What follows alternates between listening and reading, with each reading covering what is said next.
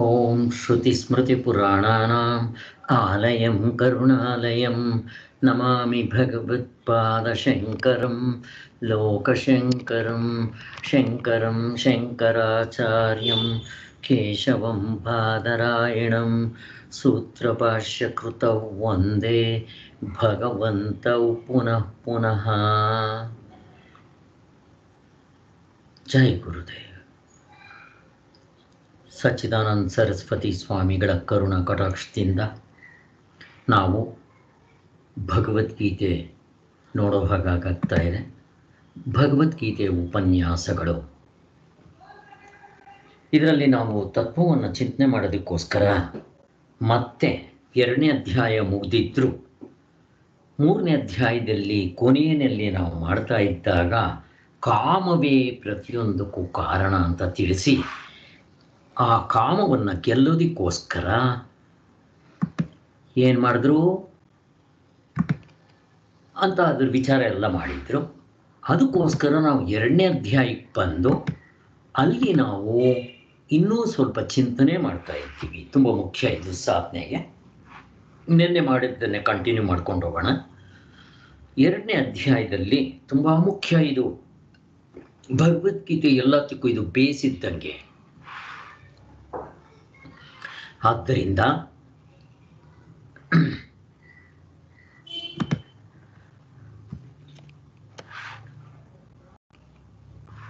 ನಿತ್ಯ ಅನಿತ್ಯ ವಸ್ತುಗಳ ವಿವೇಕ ಅನ್ನೋದು, ಅದನ್ನು ನಾವು ನೋಡ್ತಾ ಇದ್ದೀವಿ. ನಿನ್ನೆ ನಾವು ನೋಡಿದ ಸಾರಾಂಶ ಏನಪ್ಪ ಅಂದರೆ,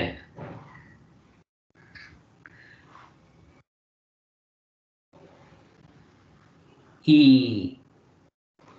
ನಾಸತೋ ವಿದ್ಯತೆ ಭಾವೋ ನಾ ಭಾವೋ ವಿದ್ಯತೆ ಸತಃ ಉಭಯೋರಪಿ ದೃಷ್ಟೋಂತಸ್ತ್ವ ನ ಯೋ ಸ್ಥತ್ವದರ್ಶಿಭಿಃ. ಅಂದರೆ ಹಾವಿಗೆ ನಿಜವಾಗ್ಲೂ ಇರಕ್ಕೆ ಬರೋದಿಲ್ಲ, ಹಗ್ಗಕ್ಕೆ ನಿಜವಾಗ್ಲೂ ಇಲ್ದಂಗಾಗೋದಿಲ್ಲ. ಇದು ನಮಗೆ ಗೊತ್ತಿದೆ, ಎಕ್ಸಾಂಪಲ್ ಅಲ್ವಾ? ಹಾವು ಯಾವತ್ತಾದರೂ ಇರುತ್ತಾ? ನನಗಿವಾಗ ಹಾವೇ ತೋರ್ತಾ ಇರೋದು, ಬಟ್ ನನಗೆ ಹಾವು ಸತ್ಯವಾಗಿದೆ, ಬಟ್ ಅದು ಇರೋದಲ್ಲ. ಮತ್ತು ಅಲ್ಲಿರೋದು ಯಾವುದು? ಹಗ್ಗ. ಹಗ್ಗ ಸತ್ಯವಾಗಿರೋದು, ಬಟ್ ನನಗೆ ಹಗ್ಗ ಅಂತ ನೋಡೋಕ್ಕೆ ಬರ್ತಾ ಇಲ್ಲ. ಅದರಿಂದ ನಾನು ಅದನ್ನೇ ಹಾವು ಅಂತ ಮಾಡ್ಕೊಂಡಿದ್ದೀನಿ. ಅಂದರೆ ಏನಾಯಿತು? ಹಾವು ಎಂದೆಂದೂ ಇರೋದಿಲ್ಲ, ಹಗ್ಗ ಯಾವಾಗಲೂ ಇರುತ್ತೆ. ಅಂದರೆ ಪರಮಾತ್ಮನು ಯಾವಾಗಲೂ ಇರ್ತಾನೆ. ಈ ಪರಮಾತ್ಮನೇನಂತೀವಿ? ನಿತ್ಯ ನಿರವಸ್ಥ, ನಿತ್ಯ ವಸ್ತು, ನಿತ್ಯ ಶುದ್ಧ ಬುದ್ಧ ಮುಕ್ತ ಸ್ವರೂಪ ಅಂತೀವಿ. ಅವನು ಯಾವಾಗಲೂ ಇರ್ತಾನೆ, ಅವನು ಇಲ್ದಂಗೆ ಆಗೋದಿಲ್ಲ. ಆದರೆ ಇನ್ನು ಅನಾತ್ಮ ಅಂತ ಕರಿತೀವಲ್ಲ, ಅನಾತ್ಮ ಅಂದರೆ ಯಾವ್ಯಾವುದು? ಅವಸ್ಥೆ ಒಳಗಡೆ ಇರೋ ಅರ್ಧ ಡಜನ್ನು ಮತ್ತು ಎಲ್ಲವೂ, ಇವು ಅನಾತ್ಮ ಅಂತ ಕರಿತೀವಿ. ಈ ಅನಾತ್ಮಗಳು ನಿಜವಾಗ್ಲೂ ಇರೋದಲ್ಲ, ಇದ್ದಂತೆ ತೋರುತ್ತೆ. ಬೆಳಗಿರೋದೆಲ್ಲ ಹಾಲಲ್ಲ, ನಮಗೆಲ್ಲ ಚೆನ್ನಾಗಿ ನೋಡ್ಕೊಂಡಿದ್ದೀವಿ. ಈ ಎರಡರ ವಿಚಾರ ಯಾರಿಗೆ ಗೊತ್ತಾಗಿರುತ್ತೋ ಅವರು ತತ್ವದರ್ಶಿಗಳು. ಅಂದರೆ ಹಾವು ಸತ್ಯವಾಗಿಲ್ಲ, ಹಗ್ಗವೇ ಸತ್ಯವಾಗಿದೆ ಅಂತ. ಈ ಪ್ರಪಂಚ ಸತ್ಯವಾಗಿಲ್ಲ, ಆತ್ಮ ಒಂದೇ ಸತ್ಯವಾಗಿರೋದು. ಚಿನ್ನವೇ ಸತ್ಯ, ಆಭರಣಗಳಿಗೆ ಸತ್ಯತ್ವ ಇಲ್ಲ. ಆಭರಣ ಅಂದರೆ ಏನು? ನಾಮರೂಪ ಕ್ರಿಯಾ. ಅದರ ಹೆಸರು ಬೇರೆ, ಉಪಯೋಗಿಸೋ ಜಾಗ ಬೇರೆ, ಅದಕ್ಕೊಂದು ಆಕಾರ ಕೊಟ್ಟಿದ್ದೀರಾ ಅಷ್ಟೇ. ಅದು ವಾಚಾರಂಭಣಂ ವಿಕಾರೋ ನಾಮಧೇಯಂ. ಬರೀ ಬಾಯಿ ಮಾತು. ಒಡವೆ ಅನ್ನೋದೇನು? ಬಾಯಿ ಮಾತು. ಅದು ವಿಕಾರೋ, ಬದಲಾವಣೆ ಆಗುವಂಥದ್ದು. ನಾಮಧೇಯಂ ಬರೀ ಹೆಸರು. ಅದನ್ನು ನಾವು ನಂಬ್ಕೊಂಡು ಸತ್ಯ ಅನ್ಕೋಬೇಕಾ? ಕರೆಸಿದ್ರೆ ಇರೋಲ್ಲ. ಅದೇ ರೀತಿ ಈ ಪ್ರಪಂಚ ವಾಚಾರಂಭಣಂ ವಿಕಾರೋ ನಾಮಧೇಯಂ. ಎಲ್ಲಿ ನಿದ್ದೆಗೆ ಹೋದರೆ ತೋರಿಸಿ ನನಗೆ ಈ ಪ್ರಪಂಚ, ಕನಸ್ಕೋದ್ರೆ ಈ ಪ್ರಪಂಚ ಬರಲಿ ನೋಡೋಣ, ಅಲ್ಲಿ ಬೇರೆ ಸೆಟ್ಟು. ಆದ್ದರಿಂದ ಈ ಶ್ಲೋಕ ಬೀಜರೂಪ. ಆವಾಗ ಏನಾಗುತ್ತೆ, ಇದನ್ನು ನಾವು ತಿಳ್ಕೊಂಡಿದ್ದ ತಕ್ಷಣ ನಮ್ಮ ವ್ಯವಹಾರವೆಲ್ಲ ಧರ್ಮ ಅಧರ್ಮಗಳ ವಿವೇಕ ಮಾಡ್ಕೊಂಡು ಸಾಗುತ್ತೆ. ಇದು ಇಂಪಾರ್ಟೆಂಟ್. ಈಗ ಇರುವುದು ಇಲ್ಲದ್ದು. ಇರುವುದು ಯಾವುದು? ಹಗ್ಗ, ಚಿನ್ನ, ಮಣ್ಣು, ಆತ್ಮ. ಇಲ್ಲದೆ ಇರೋದು ಯಾವುದು? ಹಾವು, ಕಪೆ ಚಿಪ್ಪು, ಮತ್ತು ಮಡಕೆ ಕುಡಿಕೆ ಶ್ರಾವ ಅಥವಾ ಒಡವೆಗಳು. ಈ ಪ್ರಪಂಚ ಇಲ್ಲದೇ ಇರೋದು. ಕರೆಕ್ಟ್ ತಾನೆ? ಇಲ್ಲಿ ನಮ್ಗೆ ಏನು ಮಾಡ್ತಾ ಇದೆ ಇವು ಅಂತಂತಂದರೆ, ಇವುಗಳು ನಮಗೆ ವಿಷಯಗಳು ಹೊರಗಡೆ ಇರುತ್ತೆ. ಅವುಗಳು ಅನಿತ್ಯ, ಸತ್ಯವಾಗಿರೋದಲ್ಲ, ಹಾವು ಥರ. ಅದರಿಂದ ನಮಗೆ ಶೀತ ಉಷ್ಣಗಳು ಬರ್ತಾ ಇರುತ್ತೆ. ಶೀತೋಷ್ಣಗಳು ಅವೇನು? ಅವು ಅನಿತ್ಯವೇ. ಅವೆಲ್ಲಿದೆ? ಹೊರಗಡೆ ಇದೆ. ಯಾವಾಗ ಶೀತೋಷ್ಣಗಳು ಬಂತೋ ಅದರಿಂದ ಮನಸ್ಸಿನಲ್ಲಿ ನನಗೆ ಸುಖ ದುಃಖಗಳು ಬರುತ್ತೆ. ಈ ಸುಖ ದುಃಖಗಳು ಬಂದಾಗ ನನಗೆ ದುಃಖ ಬರುತ್ತೆ, ಪ್ರಾಣ ಕಳ್ಕೋಬೇಕು ಅನ್ಸುತ್ತೆ. ಮೈಸೂರು ಮಹಾರಾಜರ ಥರ ಆ ದುಃಖ ಬಂದಾಗ ಒಬ್ಬೊಬ್ರಿಗೂ ಒಂಥರ ಡಿಪ್ರೆಷನ್ ಆಗ್ತಾರೆ, ಕಾಯಿಲೆಗಳು ಬರುತ್ತೆ, ಆಹಾರ ಸೇರಲ್ಲ, ಏನು ಬೇಕಾದರೂ ಆಗ್ಬೋದು. ಈಗಂತೂ ಕೊರೋನಾದಲ್ಲಿ ಗಂಡ ಹೆಂಡತಿನ ಕಳ್ಕೊಂಡು, ಹೆಂಡತಿ ಗಂಡನ ಕಳ್ಕೊಂಡು ಆ ದುಃಖ ಅವ್ರಿಗೆ ಗೊತ್ತಾಗುತ್ತೆ. ಆ ಥರ ಆಗಿರುತ್ತೆ. ಇವುಗಳನ್ನ ಏನಂತ ಕರೀತಾರೆ? ಈಗ ನಮಗೆ ವಿಷಯಗಳು ಹೊರಗಡೆ ಇರುತ್ತೆ, ಇಂದ್ರಿಯಗಳಿಗೆ ಸಂಬಂಧ ಆದಾಗಲೇ ಅದಕ್ಕೆ ಶೀತೋಷ್ಣಗಳು ಬರೋದು. ಶೀತೋಷ್ಣಗಳಿಂದ ನಮಗೆ ಸುಖ ದುಃಖ ಬರುತ್ತೆ ಅನ್ನೋದು ಇಷ್ಟು ಸ್ಪಷ್ಟವಾಗಿ ನೋಡ್ತೀವಿ. ಇವನ್ನೇನಂತ ಕರೀತಾರೆ? ದ್ವಂದ್ವಗಳು. ಸುಖ ದುಃಖ ಶೋಕ ಮೋಹ ರಾಗ ದ್ವೇಷಗಳು. ಈ ದ್ವಂದ್ವಗಳು ನಿಜವಾಗಲೂ ವಿರುದ್ಧವಾಗಿ ಇರೋದಿಲ್ಲ ಅಂತಾರೆ. ಈಗ ಸುಖ ದುಃಖ ನೆನೆ ಎಕ್ಸಾಂಪಲ್ ಕೊಟ್ಟಿದ್ದೆ, ಜ್ಞಾಪಕ ಮಾಡ್ಕೊಳ್ರಿ. ಅದನ್ನು ಮತ್ತೆ ಎಕ್ಸ್ಪ್ಲೈನ್ ಮಾಡೋದಿಲ್ಲ. ಒಬ್ಬ ಭಿಕ್ಷುಕ ನೆಲದ ಮೇಲೆ ಮಲಗ್ತಾ ಇರ್ತಾನೆ, ಚಾಪೆ ಕೊಟ್ರಿ, ಜಮಖಾನ ಕೊಟ್ರಿ, ಹಾಸಿಗೆ ಕೊಟ್ರಿ, ಎ ಸಿ ಒಂದು ರೂಮು, ಹೆಂಗಾಗುತ್ತೋ ನೋಡ್ರಿ. ಅದೇ ಥರ ಈ ದ್ವಂದ್ವಗಳು ಈ ರೀತಿ ಅದಕ್ಕೆ ಹೋಲಿಸಿ ನಾವು ಇದು ಸುಖ ಅಂತ ಕರಿತೀವಿ. ಇವಾಗ ಒಬ್ಬನ ಹತ್ರ ಸೈಕಲ್ ಇರುತ್ತೆ, ಹೋಗ್ತಾ ಇರ್ತಾರೆ, ಸ್ಕೂಟ್ರಿ ಇರೋವನ್ನ ನೋಡಿ, ಅಯ್ಯೋ ನನ್ನ ಹತ್ರ ಸ್ಕೂಟ್ರಿ ಇಲ್ವೇ, ಕಂಪ್ಯಾರಿಸನ್. ಇವಾಗ ಅವನಿಗೆ ದುಃಖ ಆಗುತ್ತೆ. ಇವಾಗ ಸ್ಕೂಟ್ರ್ನಲ್ಲಿ ಹೋಗೋನು ಕಾರ್ನಲ್ಲಿರೋವನ್ನ ನೋಡ್ಬಿಟ್ಟಿದ್ದೆ, ದುಃಖ ಪಡ್ತಾನೆ, ಅಯ್ಯೋ ನನ್ನ ಹತ್ರ ಕಾರ್ ಇಲ್ವೇ ಅಂತ. ಕಾರಿರೋನು ಮೊನ್ನೆ ಯಾರೋ ಒಂದು ಹಾಕಿದ್ರು ವಾಟ್ಸಪ್ನಲ್ಲಿ, ಅವನ ಹತ್ರ ಏರೋಪ್ಲೇನ್ ಇಲ್ವೇ ಅಂತ ದುಃಖ ಪಡ್ತಾನೆ. ಹೀಗೆ ಆದ್ದರಿಂದ ಇದಕ್ಕೆ ಯಾವಾಗ ಕೊನೆ? ಸಾಕು ಸಾಕು ಅಂತನ್ನೋನು ಸಾಹುಕಾರ, ಬೇಕು ಬೇಕು ಅಂತ ಅನ್ನೋನು ಭಿಕಾರಿ. ಯಾವುದು ಬೇಕು? ಏನೂ ಬೇಡ, ನನಗೆ ತೃಪ್ತಿಯಾಗಿದ್ದೇನೆ ಅಂದರೆ ಅವನು ಸಾಹುಕಾರ. ಅವನಷ್ಟು ಸಂತೋಷ ಮತ್ತೊಬ್ರಿಗೆ ಇರೋಲ್ಲ. ಇದು ನಮಗೆಲ್ಲ ನೋಡ್ಕೊಂಡಿದ್ದೀವಿ. ಇಲ್ಲಿಗೆ ಹಿಂದೆ ಏನು ಹೇಳಿದ್ರು? ಮೊದಲು ಇವು ಆಗಮಪಾಯಿಗಳು ಅಂದರು. ಆಯಿತು, ಬಂದು ಹೋಗೋದು ತಡ್ಕೊ ಅಂದರು. ತಡ್ಕೊಳ್ಳೋದು ಹೇಗೆ? ಪ್ರಾಣಿಗಳು ತಡ್ಕೊಳ್ಳುತ್ತಲ್ಲ, ಹಾಗಲ್ಲ. ಅದಕ್ಕೆ ಕೃಷ್ಣ ಭಗವಂತ ಬಂದು ಹೇಳಬೇಕಾಗಿಲ್ಲ. ಎಲ್ಲರೂ ತಡ್ಕೊತೀವಿ ನಾವು. ಆದರೆ ಕೃಷ್ಣ ಭಗವಂತ ಹೇಳ್ತಾ ಇರೋದು ವಿವೇಕದಿಂದ ತಡ್ಕೋ. ವಿವೇಕ ಅಂದ್ರೆ ಏನು? ಇವು ನಿಜವಾಗ್ಲೂ ಇಲ್ಲದೆ ಇರೋದು. ನಾಸತೋ ವಿದ್ಯತೆ ಭಾವ, ಇವಾಗ ತಾನೇ ಹೇಳಿದ್ವಲ್ಲ. ಇವು ತೋರ್ಕೊಳ್ಳುತ್ತೆ, ತೋರೋದಿಲ್ಲ ಅಂತಲ್ಲ. ಇವು ಮೊಲದ ಕೊಂಬು ಮತ್ತು ಬಂಜೆಯ ಮಗನ ಥರ ನಿಜವಾಗ್ಲೂ ಇಲ್ಲದೆ ಇರೋದಲ್ಲ, ಹಾವಿನ ಥರ ಇಲ್ಲದೆ ಇರೋದಲ್ಲ, ತೋರುತ್ತೆ. ಅದನ್ನೇ ಅರ್ಜುನನಿಗೆ ಕೃಷ್ಣ ಭಗವಂತ ಹೇಳೋದು. ನೋಡು, ನೀನು ಬಿಲ್ಲುಗಳಿಂದ ಅವ್ರಿಗೆ ಹೊಡೆದ್ರೆ, ಅರ್ಜುನ ಕೇಳ್ತಾನೆ ಪ್ರಶ್ನೆನ, ಅಲ್ಲ ನಾನು ಬಿಲ್ಲುಗಳಿಂದ ಹೊಡೆದ್ರೆ ಭೀಷ್ಮ ಪಿತಾಮಹಂದರು ಗುರುಗಳಿಗೆ ನೋವಾಗುತ್ತೋ ಇಲ್ವೋ? ಆಗುತ್ತೆ. ಅದೇ ನಾನು ಹೂವಿಂದ ಹಾರ ಹಾಕಿ ಅವ್ರ ಗಂಧದಿಂದ ಪೂಜೆ ಮಾಡಿ ಕಾಲಿಗೆ ನಮಸ್ಕಾರ ಮಾಡಿದ್ರೆ ಸಂತೋಷ ಆಗುತ್ತೋ ಇಲ್ವೋ? ಆಗುತ್ತೆ. ಮತ್ತು ಸುಳ್ಳಂತೀರಾ ನೀವು ಅಂತ ಪ್ರಶ್ನೆ ಕೇಳ್ತಾರೆ. ಆದ್ದರಿಂದ ಇದು ಹಾವಿನ ಥರ ಸುಳ್ಳಲ್ಲ, ಬಂಜೆ ಮಗ ಥರ ಸುಳ್ಳಲ್ಲ, ಮೊಲದ ಕೊಂಬಿನ ಥರ ಇಲ್ಲದೇ ಇರೋ ವಸ್ತು ಅಲ್ಲ. ಇದು ಇದೆ, ತೋರುತ್ತೆ, ಹಾರುತ್ತೆ. ಆದ್ದರಿಂದ ಇದಕ್ಕೆ ಆ ರೀತಿಯ ಅರ್ಥದಲ್ಲಿ ಸತ್ಯತ್ವ ಇಲ್ಲ. ಅಲ್ಲಿ ಏನಾಯಿತು? ಅದಕ್ಕೆ ವಿವೇಕದಿಂದ ತಡ್ಕೊ ಅಂತ ಹೇಳಿದ್ರು. ಈಗ ಏನಾಯಿತು? ವಿಷಯಗಳು ಹೊರಗಡೆ ಇರುತ್ತೆ, ಅನಿತ್ಯ. ಅವುಗಳಿಂದ ಬರೋ ಶೀತೋಷ್ಣಗಳು ಅನಿತ್ಯ. ಅವುಗಳಿಂದ ಅಂತಃಕರಣದಲ್ಲಾಗುವ ಸುಖ ದುಃಖಗಳು ಅನಿತ್ಯ. ಎಲ್ಲವೂ ಅನಿತ್ಯ. ನಮ್ಮ ಅವಸ್ಥೆ ಅನಿತ್ಯ, ಅವಸ್ಥೆ ಒಳಗಡೆ ಇರೋ ಅರ್ಧ ಡಜನ್ ಅನಿತ್ಯ, ಮತ್ತೆಲ್ಲವೂ ಅನಿತ್ಯವೇ. ಮತ್ತೆ ಈ ಅನಿತ್ಯ ಅನ್ನೋದಕ್ಕೆ ಇನ್ನೊಂದು ನಂಗೆ ಗೊತ್ತಾ, ಇದು ಅನಿತ್ಯ, ಅಶಾಶ್ವತ, ದುಃಖಂ ದುಃಖ.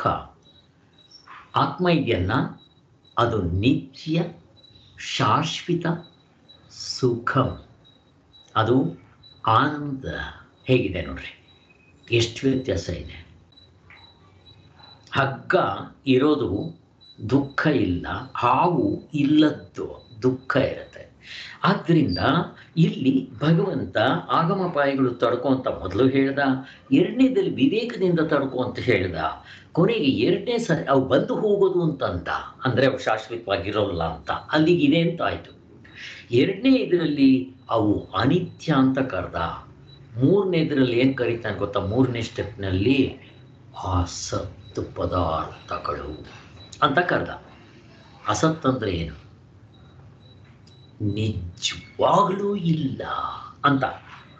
ಕೊನೆಗೆ ಅರ್ಜುನನಿಗೆ ಪ್ರಶ್ನೆ ಬಂದ್ಬಿಡುತ್ತೆ, ಅರೆ ನಿಜವಾಗ್ಲೂ ಇರೋದೇ ಇಲ್ವಾ, ನಾನು ಬಾಣಗಳಿಂದ ಹೊಡೆದ್ರೆ ಅವ್ರಿಗೆ ನೋವಾಗಲ್ವಾ ಅಂತ ಹಿಂಗೆ ಪ್ರಶ್ನೆ ಕೇಳಕ್ಕೆ ಶುರು ಮಾಡ್ತಾನೆ. ಮತ್ತೆ ಅವರು ಹೂವಿಂದ ಗಂಧದಿಂದ ಪೂಜೆ ಮಾಡಿದ್ರೆ ಸುಖ ಆಗೋದಿಲ್ವಾ ಅಂತ. ನಾವು ಹಂಗಲ್ಲ ಹೇಳಿದ್ದು ಅಂತ ಹೇಳಿ ಇಲ್ಲಿ ಒಂದು ಎಕ್ಸಾಂಪಲ್ ಕೊಡ್ತಾರೆ. ಅಲ್ಲಿಗೆ ಇರೋದು ಅಂತಂದ್ರೆ ಏನು, ಇರೋದು ಯಾವುದಿರುತ್ತೆ ಅಂದರೆ ಆತ್ಮ. ಹಗ್ಗ, ಇಲ್ಲಿ ಹಗ್ಗದ ಬದಲು ಆತ್ಮ ಅಂತ ಇದೆ, ಆತ್ಮನೇ ಇಟ್ಕೊಳ್ರಿ. ಮಾರ್ಪಡಬಾರ್ದು, ಇಲ್ದಂತಾಗಬಾರ್ದು, ಅದು ಆಬ್ಜೆಕ್ಟ್ ಆಗಬಾರ್ದು, ಈ ಗುಣಗಳು ಇರಬೇಕು. ಈಗ ಈ ಪ್ರಪಂಚ ಅನಿತ್ಯ, ಆಗಮಪಾಯಿಗಳು ಬಂದು ಹೋಗುವಂಥದ್ದು, ನಿಜವಾಗ್ಲೂ ಇಲ್ಲದೆ ಇರೋದು ಅಂದರೆ ಏನದು, ಇವು ಮೊದಲು ಇಲ್ಲ, ಕೊನೆಯಲ್ಲಿಲ್ಲ, ಯಾವಾಗಲೂ ಮಧ್ಯದಲ್ಲಿ ತೋರಿತ್ತು. ಅದನ್ನು ಸತ್ಯ ಅಂತೀರ ನೀವು? ನೋಡ್ಕೊಳ್ರಿ ನೀವೇ, ನಾವೇ ನೋಡ್ಕೋಣ. ನಮ್ಮ ದೇಹ ನಾನು ಹುಟ್ಟಕ್ಕೆ ಮೊದಲು ಇತ್ತ ಇಲ್ಲ, ಇದು ಒಂದು ದಿನ ಇಲ್ದಂಗೆ ಆಗುತ್ತೆ. ಆ ಇಲ್ದಂಗೆ ಆದಮೇಲೆ ಆಮೇಲೆ ಇರುತ್ತಾ, ಇರೋದಿಲ್ಲ. ಮತ್ತು ಮಧ್ಯದಲ್ಲಿ ಎಲ್ಲೋ ಒಂದು ಸ್ವಲ್ಪ 100 ವರ್ಷನೇ ಇಟ್ಕೊಳ್ರಿ, ಅಥವಾ 70 ವರ್ಷ, ಕೆಲವರೆಲ್ಲ 30 ವರ್ಷಕ್ಕೆ ಸತ್ಯ ಹೋಗ್ಬಿಟ್ರು. ಇವಾಗ ಇಲ್ಲ, ಅವರು ಇದನ್ನು ಇದೆ ಅಂತ ಹೇಳ್ತೀರಾ ಅಂತ ಪ್ರಶ್ನೆ ಹಾಕ್ತಾರೆ ಅವ್ರಿಗೆ. ಅದಕ್ಕೋಸ್ಕರ ಇದೆ ಅಂದರೆ ಅದು ಇಲ್ದಂಗೆ ಆಗಬಾರ್ದು, ಬದಲಾವಣೆ ಆಗಬಾರ್ದು. ಆದರೆ ಅನಾತ್ಮಗಳು ಬದಲಾವಣೆ ಆಗ್ಬಿಡುತ್ತೆ. 6 ಬದಲಾವಣೆ ಆಗುತ್ತೆ ಈ ಶರೀರಕ್ಕೆ, ಗೊತ್ತಿದೆ ನಮಗೆ.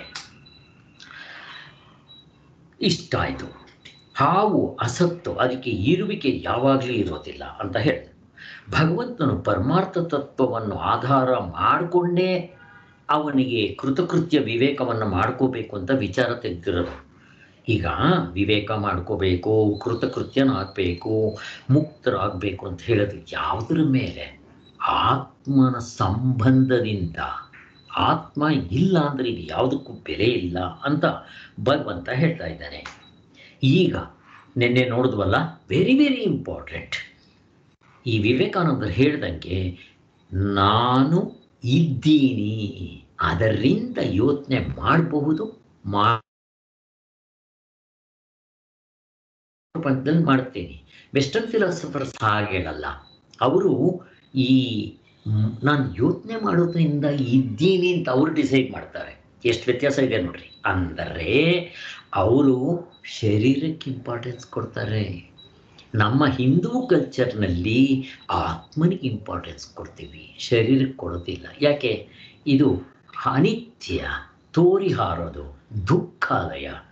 ಯಾವಾಗ ನಾವು ಈ ಅವರು ವೆಸ್ಟರ್ನ್ ಫಿಲಾಸಫರ್ಸು ಶರೀರಕ್ಕೆ ಇಂಪಾರ್ಟೆನ್ಸ್ ಕೊಡೋದ್ರಿಂದ ಅವರಿಗೆ ಸಾಲ ಪಾಲ ಮಾಡಿ ಆದರೂ ತುಪ್ಪ ತಿನ್ನೋ, ಸಾಲ ತೀರಿಸ್ಬೇಕಲ್ಲ, ಯಾವನ್ ಕಂಡು ಬಂದಿದ್ದನ್ನು ಬಿಡ್ರಿ, ಮಜಾ ಮಾಡಿಬಿಡ್ರಿ. ಸ್ವರ್ಗ ನರ್ಕ ಅವೆಲ್ಲ ಏನೂ ಇಲ್ಲ ರೀ, ಈ ಶರೀರ ಇದೆ, ನಮಗೆ ಕಾಣಿಸ್ತಾ ಇದೆ, ಇಷ್ಟೇ ಸತ್ಯ.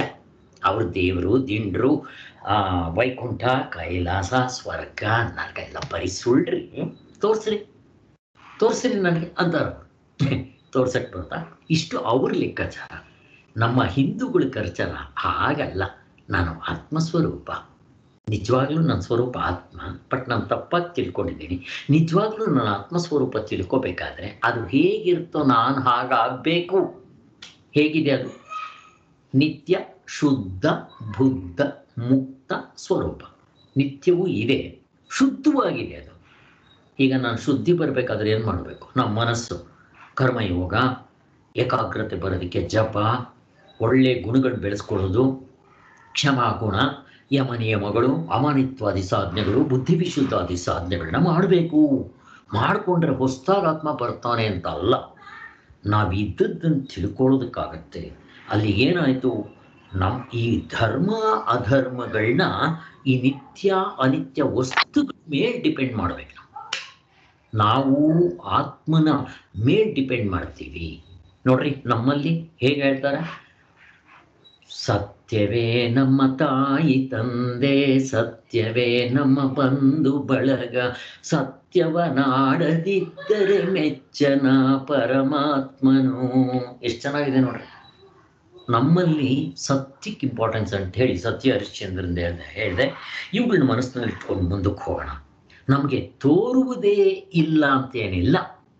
ಅಂದರೆ ಹಾವಿನ ಥರ, ಈ ಬಂಜೆ ಮಕ್ಕಳ ಥರ, ಮೊಲದ ಕೊಂಬು ಥರ ಈ ಪ್ರಪಂಚ ತೋರೋದಿಲ್ಲ ಅಂತಲ್ಲ, ಅವಸ್ಥೆ ತೋರೋದಿಲ್ಲ ಅಂತಲ್ಲ, ಅವಸ್ಥೆ ಒಳಗಡೆ ಅರ್ಧ ಡಜನ್ ಇಲ್ಲ ಅಂತಲ್ಲ, ಅವು ತೋರಿದ್ರು ಬದಲಾವಣೆ ಆಗತ್ತೆ, ಇಲ್ದಂಗೆ ಆಗ್ಬಿಡುತ್ತೆ. ಆದ್ದರಿಂದ ಅದು ಶಾಶ್ವತ ಅಲ್ಲ.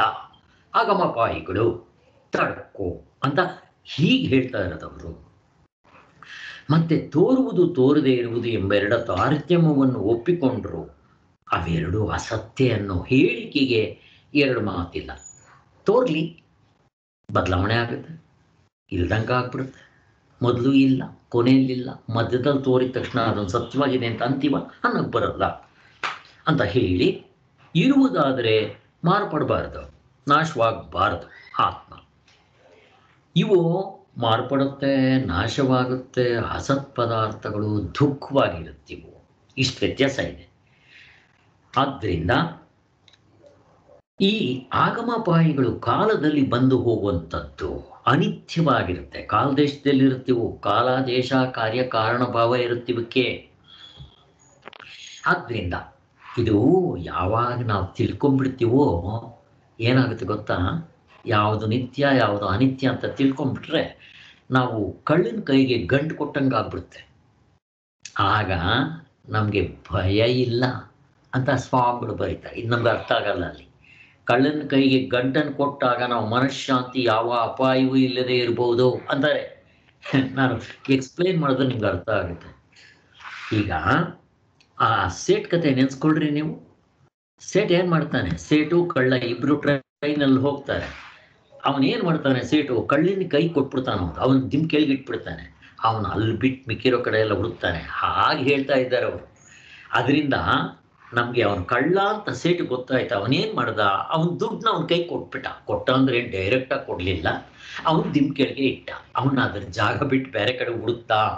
ಹಾಗೆ ನಾವು ಅವ್ನು ಮಾಡಿದ್ದಕ್ಕೆ ಅವನು ಗೊರಕೆ ಹೊಡ್ಕೊಂಡು ಮಲಗಿದ್ದ. ಅವ್ನಿಗೆ ಗೊತ್ತು, ಅವನ ಆ ಜಾಗ ಬಿಟ್ಟು ಇನ್ನೆಲ್ಲ ಕಡೆ ಹುಡುಕ್ತಾನೆ, ಅವನಿಗೆ ಸಿಗೋದಿಲ್ಲ, ಬೆಳಿಗ್ಗೆ ತಗೊಂಡ್ಬಿಡ್ತೇನೆ ಅಂತ ಗೊತ್ತೋ ಕತೆ. ಹಾಗೆ ನಮಗೆ ಈ ಅನಿತ್ಯ ವಸ್ತುಗಳು ನಿತ್ಯ ವಸ್ತುಗಳು ಗೊತ್ತಾಯಿತು ಅಂದರೆ ನಮ್ಗೆ ಆವಾಗ ದುಃಖ ಆಗೋದಿಲ್ಲ, ಖುಷಿಯಾಗಿರ್ತೀವಿ. ಅದನ್ನು ಹೇಳ್ತಾರೆ. ವಿವೇಕವನ್ನು ಕಳೆದುಕೊಳ್ಳುವ ಸಂಭವವೇ ಇರೋದಿಲ್ಲ. ವೇದನೆಗಳ ಮತ್ತು ಸುಖ ದುಃಖಗಳ ಸಂಸಾರವು ನಮ್ಮ ಸ್ವಂತ ಮನೆಯಲ್ಲ. ಈಗ ನಾವು ಕರೋನಾದಲ್ಲಿ ಸತ್ತೋಗ್ಬಿಟ್ರೆ ದುಃಖ ಪಡ್ತೀವಿ, ಎಲ್ಲ ಆಗ್ತಾ ಇದೆ ಎಲ್ರಿಗೂ. ಇದು ನಮ್ಮ ಸ್ವಂತ ಮನೆ ಅಲ್ಲ, ಇದು ನಾನಲ್ಲ, ಈ ಶರೀರವೇ ನಾನಲ್ಲ. ಈ ಶರೀರ ನಾನು ಅಂದ್ಕೊಂಡ್ರೆ ಇದು ಹುಟ್ಟಿದ್ರೆ ನಾನು ಹುಟ್ಟಿದೆ, ಬದಲಾವಣೆ ಆದರೆ ನಾನು ಬದಲಾವಣೆ ಆಗಿದೆ, ಸತ್ತರೆ ನಾನು ಇರಲ್ವೇ ಅಂತ ಬಾಯಿ ಬಡ್ಕೊತೀವಿ. ಆದರೆ ಇದು ನಿಜವಾದ ಸ್ವರೂಪ, ಇದರ ಹಿಂತಡಿಕೆ, ಇದಕ್ಕೆ ಆಧಾರವಾಗಿರೋದು ಹಾವು ಆಧಾರ ಹಗ್ಗ. ಹಾಗೆ ಈ ಶರೀರಕ್ಕೆ ಪ್ರಪಂಚಕ್ಕೆ ಆಧಾರವಾಗಿರೋದು ಆತ್ಮಸ್ವರೂಪ. ಅವನು ನಿತ್ಯ ಮತ್ತೆ ಶಾಶ್ವತ ಮತ್ತೆ ಬ್ಲಿಸ್, ಆನಂದ ಸ್ವರೂಪ. ಎಷ್ಟು ವ್ಯತ್ಯಾಸ ಇದೆ ನೋಡ್ರಿ. ನಾನು ಅದೇ. ಆದ್ದರಿಂದ ಆವಾಗ ನಮಗೆ ಹಾಗಾದ್ರೆ ಸುಖ ದುಃಖ ಬರುತ್ತಲ್ವಾ ಅಂದರೆ, ಇದು ನನ್ನ ಸ್ವಂತ ಮನೆ ಅಲ್ಲ. ನನ್ನ ಸ್ವಂತ ಮನೆ ಯಾವುದು? ನನ್ನ ಅಲ್ಲಿದೆ ನನ್ನ ಮನೆ, ಇಲ್ಲಿ ಬಂದೆ ಸುಮ್ಮನೆ. ಅಲ್ಲಿದೆ ನನ್ನ ಮನೆ ಅಂದರೆ ನನ್ನ ಆತ್ಮಸ್ವರೂಪ. ಈ ಶರೀರಕ್ಕೆ ಬಂದೆ ಸುಮ್ಮನೆ. ಮತ್ತು ಈ ಸುಮ್ಮನೆ ಬಂದಿರೋದಕ್ಕೆ ಇಷ್ಟೊಂದು ಗೋಳಾಡ್ಬೇಕಾ? ಮತ್ತು ಹೆಂಗೆ ತಗೋಬೇಕು ಇದನ್ನು? ಮುಸಾಫಿರ್. ನಾವು ಟ್ರೈನಲ್ಲಿ ಹೋಗ್ತಾ ಇರ್ತೀವಿ, ಯಾರ್ಯಾರೋ ಹತ್ತುತ್ತಾರೆ, ಇಳಿತಾರೆ, ಸ್ನೇಹಿತರನ್ನ ಮಾಡ್ಕೊತೀವಿ, ಮಾತಾಡ್ತೀವಿ, ಮುಗಿದೋಯ್ತು. ಎಷ್ಟೊತ್ತು? ಫ್ಯೂ ಅವರ್ಸ್, 2 ಗಂಟೆನೋ 3 ಗಂಟೆನೋ, ಆಮೇಲೆ ಅವರಷ್ಟಕ್ಕೆ ಅವ್ರು ಹೋಗ್ತಾರೆ, ನಾವಷ್ಟಕ್ಕೆ ನಾವು ಹೋಗ್ತೀವಿ. ಸಂಸಾರನೂ ಅಷ್ಟೇ ಸ್ನೇಹಿತರೆ. ನಾವು ಬಂದಾಗ ಇದು ಸ್ವಲ್ಪ ಲಾಂಗ್ ಡ್ಯೂರೇಷನ್. ತಂದೆ ತಾಯಿಗಳು, ಅವರಿಂದ ನಾವು ಹುಟ್ತೀವಿ. ಮುಸಾಫಿರ್, ದಾರಿಲಿ ಹೋಗುವಾಗ ತಂದೆ ತಾಯಿಗಳು ಯಾರೋ ಟ್ರೈನ್ಗೆ ಹತ್ತಲ್ವಾ, ಹಾಗೆ ಈ ಒಂದು ಜರ್ನಿಯಲ್ಲಿ ನಾವು ತಂದೆ ತಾಯಿಗಳ ಮಕ್ಕಳಾದರೆ, ನಮಗೆ ಮದುವೆ ಆಯಿತು, ಹೆಂಡತಿ ನಾವು ಬಂದ್ಲು. ಯಾರು ಹೆಂಡತಿ? ಹೆಂಡತಿಗೆ ಗಂಡ, ಗಂಡನಿಗೆ ಹೆಂಡತಿ ಯಾರು? ಮುಸಾಫಿರ್. ನಾನು ಟ್ರೈನಲ್ಲಿ ಹೋಗ್ತಾ ಇದ್ದಾರೆ, ಯಾರೋ ಬಂದರು ಅಷ್ಟೇ. ಆ ಟ್ರೈನಲ್ಲಿ 3 ಗಂಟೆನೋ 4 ಗಂಟೆನೋ 2 ದಿವಸ, ನಾವು ಅಮೇರಿಕಾಗೆ ಹೋದರೆ 24 ಗಂಟೆ ಮೇಲಾಗತ್ತೆ, ನಮ್ಮ ಜೊತೆಲೇ ಇರ್ತಾರೆ. ಅದಾದಮೇಲೆ ಏನು? ಅವ್ರು ಯಾರೋ ನಾವ್ಯಾರೋ. ಇವಾಗ ನಾವು ಸಾಯ್ತೀವಿ, ಅವ್ರು ಯಾರೋ ನಾವ್ಯಾರೋ. ಸತ್ತ ಮೇಲೆ ನೆನಪಿರುತ್ತಾ? ಕೆಲವ್ರು ಹೇಳ್ತಾರೆ ಸತ್ತರೆ ಎಲ್ಲ, ತುಂಬ ಜನ ಸತ್ತಾಗ ಅಲ್ಲೋಗಿ ಮಾತಾಡ್ಕೊಂಡು ಹೋಗ್ತಾರೆ ಅಂತ. ಎಲ್ಲ ತಪ್ಪು, ಆಗೋದಿಲ್ಲ. ಈಗ ಅಕಸ್ಮಾತ್ ಸತ್ತವ್ರು ಹಂಗೆ ಮಾತಾಡ್ಕೊಂಡು ಹೋಗ್ತಾರೆ ಅಂತ ಇವ್ರು ಹೇಳಬೇಕಾದ್ರೆ, ನಾನು ಒಂದು ಪ್ರಶ್ನೆ ಕೇಳ್ತೀನಿ. ನಿದ್ದೆಗೆ ಹೋಗ್ತೀರಾ, ನೀವು ಅವ್ರ ಹತ್ರ ಮಾತಾಡಬೇಕಪ್ಪ, ಮಾತಾಡ್ರಿ ನೋಡೋಣ. ಯಾರ ಹತ್ರ ಮಾತಾಡ್ತೀರ? ನಿದ್ದೆಗೆ ಹೋದಾಗ. ಇಲ್ಲಿ ನನಗೆ ಎಚ್ಚರದಲ್ಲಿ ಜೀವ ಇದ್ದಾಗಲೇ ನಿದ್ದೆಗೆ ಹೋದರೆ ಅವ್ರ ಜೊತೆಲಿ ಮಾತಾಡೋಕ್ಕೆ ಬರೋಲ್ಲ. ಹೋಗ್ಲಿ, ನನ್ನ ಹೆಂಡತಿ ಜೊತೆಲಿ ಮಾತಾಡಿ, ಬದುಕಿರೋವ್ರ ಜೊತೆಲಿ ಮಾತಾಡ್ರಿ ನೋಡೋಣ. ಹೋಗಲಿ, ಸತ್ತಿರೋವ್ರ ಜೊತೆಲಿ, ನಮ್ಮ ತಾತ ಮುತ್ತಾತಂದರು ಸತ್ತೋಗ್ಬಿಟ್ಟಿದ್ದಾರಲ್ಲ, ನಾನು ನಿದ್ದೆಗೆ ಹೋಗ್ಬಿಟ್ಟು ಅವ್ರ ಜೊತೆಲಿ ಮಾತಾಡಬೇಕು, ಮಾತಾಡ್ರಿ ನೋಡೋಣ. ಆಗದೆ ಇರೋ ಕೆಲಸ. ಒಂದು ಸಾರಿ ಸತ್ತರೆ ಅವ್ರು ಮರ್ತೋಗ್ತಾರೆ, ನಾವು ನೆನ್ಪಿಟ್ಕೊಂಡು ಕೊಳು ಅಂತ ಆಳ್ತೀವಿ. ಯಾಕೆ ಹೇಳಿ? ನನಗದು ಸತ್ಯ. ಆದ್ದರಿಂದ ಈ ಹೆಂಡತಿ, ಮಕ್ಕಳು, ಮನೆ, ಮಠ, ಆಸ್ತಿ ಪಾಸ್ತಿ ಒಂದು ಮುಸಾಫಿರ್. ನಾನು ಟ್ರೈನಲ್ಲಿ ಹೋಗ್ತಾ ಇದ್ದರೆ ನನ್ನ ಜರ್ನಿಗೆ ಬಂದಿರೋ ಜೊತೆಯವರು ಫ್ಯೂ ಅವರ್ಸ್ ಇರ್ತೀವಿ, ಇಲ್ಲಿ ಕೆಲವು ವರ್ಷಗಳು ಇರ್ತೀವಿ ಅಷ್ಟೇ. ಅದಕ್ಕೆ ಇಷ್ಟು ಅಟ್ಯಾಚ್ಮೆಂಟ್ ಮಾಡ್ಕೋಬೇಕಾ? ಈ ದುಃಖ ಯಾವಾಗ ಬರುತ್ತೆ ಅಂದರೆ ತಾಧ್ಯಾತ್ಮದಿಂದ. ಮುಸಾಫಿರ್ ನಾಚೆ ಜಾನ,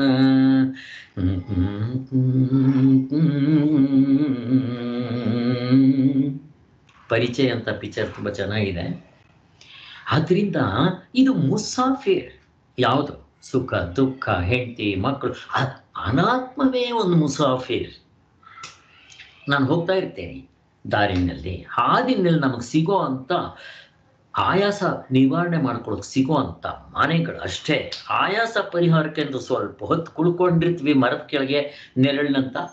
ಅವರು ಬರ್ತಾರೆ, ಇವರು ಬರ್ತಾರೆ, ಮಾತಾಡ್ತೀವಿ, ವ್ಯವಹಾರ ಮಾಡ್ತೀವಿ, ಊಟ ಮಾಡ್ತೀವಿ. ಅವ್ರು ಹೋಗೋ ಕಡೆ ಅವ್ರಿಗೆ ಹೋಗ್ತಾರೆ, ನಾವು ಹೋಗೋ ಕಡೆ ನಾವು ಹೋಗ್ತೀವಿ. ಸಂಸಾರನ ಹಂಗೆ ತಗೋಬೇಕಂತ ಎಷ್ಟು ಚೆನ್ನಾಗಿದೆ ನೋಡ್ರಿ. ಹಿಂಗೆ ತಗೊಂಡ್ಬಿಟ್ರೆ ದುಃಖ ಯಾಕಾಗುತ್ತೆ? ಭಾವನೆಯು ನಮ್ಮನ್ನು ಯಾವಾಗಲೂ ಧಾರ್ಮಿಕ ಪಥದಲ್ಲಿಯೇ ಒಯ್ಯುತ್ತಿರುತ್ತೆ. ಇದಿಷ್ಟು ಆಗಮಪಾಯಿಗಳನ್ನು ಮಾತಿಗೆ ಕಾಲದ ಸಂಬಂಧವನ್ನು ಕೊಟ್ಟು ಮಾಡಿಕೊಂಡಿರೋ ಅರ್ಥ ನಾವು. ಆದರೆ ಈಗ ಭಗವಂತ ಉಪದೇಶ ಮಾಡ್ತಾ ಇರೋದೇ ಬೇರೆ. ಕೆಲವು ಕಾಲ ಅವುಗಳು ಇದ್ದು ಆಮೇಲೆ ಮೈಗೆರಿಯುವುದೆಂಬುದಿಷ್ಟೇ ಅಲ್ಲ.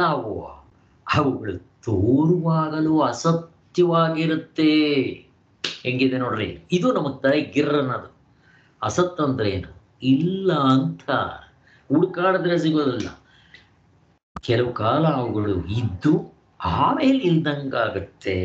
ಅಲ್ಲ, ಅವುಗಳು ತೋರುವಾಗಲೂ ಅಸತ್ಯವಾಗಿರುತ್ತೆ. ಯಾರಿಗೆ? ಬ್ರಹ್ಮಜ್ಞಾನಿಗಳಿಗೆ, ನಮ್ಗಲ್ಲ. ನಾವು ಆ ತತ್ವದಲ್ಲಿ ನಿಂತರೆ ಹಾಗಾಗತ್ತೆ. ನಮಗೂ ಆಗುತ್ತೆ. ಹೆಂಗೆ ಗೊತ್ತಾ? ಎಕ್ಸಾಂಪಲ್ ಹೇಳಿದ್ದೀನಿ. ಅದೇ ಎಕ್ಸಾಂಪಲ್ ಈ ಸಮಯಕ್ಕೆ ನೆನೆಸ್ಕೊಳ್ರಿ. ಚಿಕ್ಕ ವಯಸ್ಸಿನಲ್ಲಿ ಆಟ ಆಡ್ತಾ ಇದ್ವಿ, ಸೋತ್ರೆ ಊಟ ಮಾಡದೆ ನಿದ್ದೆ ಮಾಡದೆ 2 ದಿವಸ ಹತ್ಕೊಂಡಿರ್ತಾ ಇದ್ವಿ. ಈಗ ಅದೇ ಆಟ ನನ್ನ ಮಕ್ಕಳು ಮೊಮ್ಮಕ್ಕಳ ಜೊತೆಲಿ ಆಡ್ತೀವಿ. ಅದೇ ಆಟ ಆಡ್ತೀರಾ? ಸೋತ್ರೆ ದುಃಖ ಪಡ್ತೀರಾ? ಅವ್ರಿಗೇನಾಗಿರುತ್ತದು? ಸತ್ಯವಾಗಿರುತ್ತಾ? ಆಟ ಆಡಿದ್ರು ಎಲ್ಲ ಇದೆ, ಸತ್ಯವಾಗಿದೆ, ಆಡಿದ್ರು ಎಲ್ಲ ಮಾಡಿದ್ರು. ನಾನು ಸೋತೋಗ್ಬಿಟ್ರೆ ಖುಷಿ ಪಡ್ತಾರೆ ಅವರು. ಯಾಕೆ? ನನ್ನ ಮಕ್ಕಳು ಮೊಮ್ಮಕ್ಕಳು ಗೆದ್ದರೆ ಅವ್ರು ಖುಷಿ ಪಡ್ತಾರೆ. ಅವ್ರು ಪಟ್ಟಿರೋ ಖುಷಿನಲ್ಲಿ ಇವ್ರಿಗೆ ಆನಂದ ಸಿಗುತ್ತೆ. ಇದು ಬ್ರಹ್ಮಜ್ಞಾನಿಗಳಿಗೆ ಸಿಗೋದು. ಆದ್ದರಿಂದ ಹಿಂದೆ ಇಲ್ಲದೆ ಕೊನೆಯಲ್ಲಿ ಇಲ್ಲದೆ ಇದ್ದದ್ದು ನಡುವೆ ಇದೆ ಅನ್ನೋದು ಎಲ್ಲಿಯ ಮಾತು? ಈ ಶರೀರ ಹಿಂದೆ ಇಲ್ಲ, ಒಂದಿನ ಮುಂದೆ ಇರೋಲ್ಲ, ಮಧ್ಯದಲ್ಲಿ ಸ್ವಲ್ಪ ದಿವಸ ತೋರಿದ ತಕ್ಷಣ ಇದನ್ನು ಸತ್ಯ ಅಂತ ಕರಿತೀರಪ್ಪ ಅಂತ ಕೇಳುತ್ತೆ ಶಾಸ್ತ್ರ. ಅಸತ್ತಾಗಿಯೇ ಇದ್ದು ಅವು ಸತ್ತಾಗಿ ತೋರುತ್ತಿವೆ, ಅವು ನಿಜವಾಗ್ಲೂ ಇಲ್ಲ, ಇದ್ದಂತೆ ತೋರುತ್ತೆ ಅಂತ. ಯಾವುದು ಸತ್ಯವಾಗಿ ಇದೆಯೋ ಆತ್ಮ ನಮಗೆ ಕಾಣಿಸೋದೇ ಇಲ್ಲ, ಅನುಭವಕ್ಕೆ ಬರುತ್ತೆ. ಆ ಅನುಭವವನ್ನು ಹಿಡಿಯಕ್ಕೆ ಬರಬೇಕು ನಮಗೆ. ಆಗಮಪಾಯಿಗಳು ಎಂಬುದರ ಅರ್ಥವನ್ನು ಭಗವಂತನು ಮಾರ್ಪಡಿಸ್ಬಿಟ್ಟ. ಏನಪ್ಪ, ಮೊದಲು ಎತ್ಕೊತಾನೆ ಆಗಮಪಾಯಿಯಿಂದ ಅನಿತ್ಯ ಅಂದ, ಕೊನೆಗೆ ಇವಾಗ ಅವು ಇಲ್ವೇ ಇಲ್ಲ ಅಂತಾನಲ್ಲ. ಏನು ಭಗವಂತ ಕಿಲಾಡಿ ಇದ್ದಾನಪ್ಪ ಅಂತ ಅನಿಸುತ್ತೆ. ಹಾಗೇನಿಲ್ಲ, ಇರದೇ ಹಾಗೆ. ಶೀತೋಷ್ಣಗಳನ್ನು ಚೆನ್ನಾಗಿ ನೋಡಿದ್ರೆ ಅವು ಅಸತ್ ಪದಾರ್ಥಗಳಾಗಿ ಬಿಡ್ತವೆ. ನಿಜವೆಂದು ತೋರುವುದೇ ಅವುಗಳ ಆಗಮ ಬರುವಿಕೆ ಸಟೆಯಿಂದ ಆಗ್ಬಿಡುತ್ತೆ. ಅವುಗಳ ಅಪಾಯ ತೊಲಗುವುದು, ಅವು ನಿಜವಾಗಿ ಬರಲೂ ಇಲ್ಲ ಹೋಗಲೂ ಇಲ್ಲ. ಹೀಗೆ ತಗೋಬೇಕು. ಹಿಂದೆ ಅದಕ್ಕೊಂದು ಎಕ್ಸಾಂಪಲ್ ಕೊಡ್ತಾರೆ ಸ್ವಾಮಿಗಳು.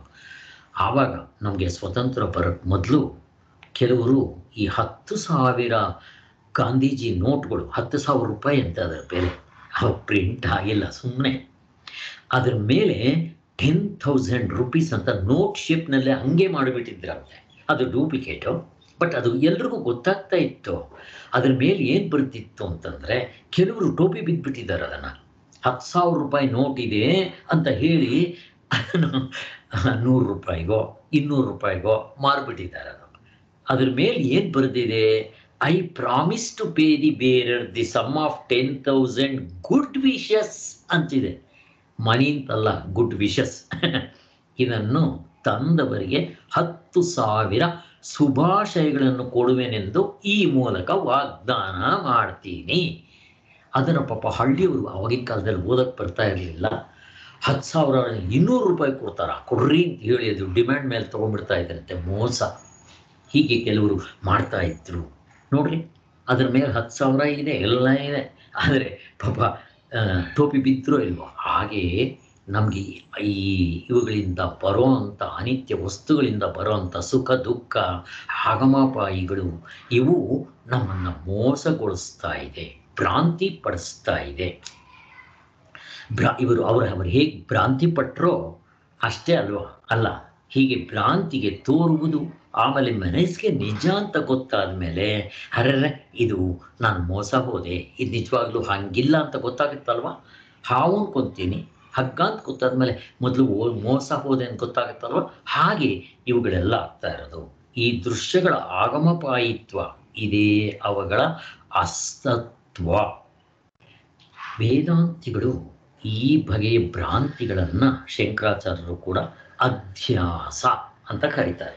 ರಾಂಗ್ ನಾಲೆಡ್ಜ್, ತಪ್ಪು ಕಲ್ಪನೆ ಅಂತ ಕರೀತಾರೆ. ಅಧ್ಯಾಸ ಅಂತ ಪರಮಾರ್ಥದಲ್ಲಿದ್ದವರು ಅದರ ಮೇಲೆ ಹಾಕುವ ಭಾವನೆ. ವಸ್ತುಗಳ ತತ್ವಕ್ಕೆ ನಮ್ಮ ಭಾವನೆಯನ್ನು ಕೂಡಿಸಿಕೊಂಡು ವ್ಯವಹರಿಸುತ್ತಿರ್ತೀವಿ. ಈ ವಸ್ತುಗಳಿಗೆ ನಮ್ಮ ಭಾವನೆ ಕೂಡಿಸ್ಕೊಂಡು ವ್ಯವಹಾರ ಮಾಡ್ತಾ ಇರ್ತೀವಿ. ಆದರೆ ವಸ್ತುಗಳ ಆ ಭಾವನೆಗಳ ವಸ್ತುಗಳ ಭಾವನೆ ನಿಜವನ್ನು ಅರ್ಥಕೊಂಡಾಗ ಅದರ ಜೊಳ್ಳು ನಮಗೆ ಗೊತ್ತಾಗುತ್ತೆ. ಈಗ ಯಾರನ್ನೋ ಒಬ್ಬನ್ನ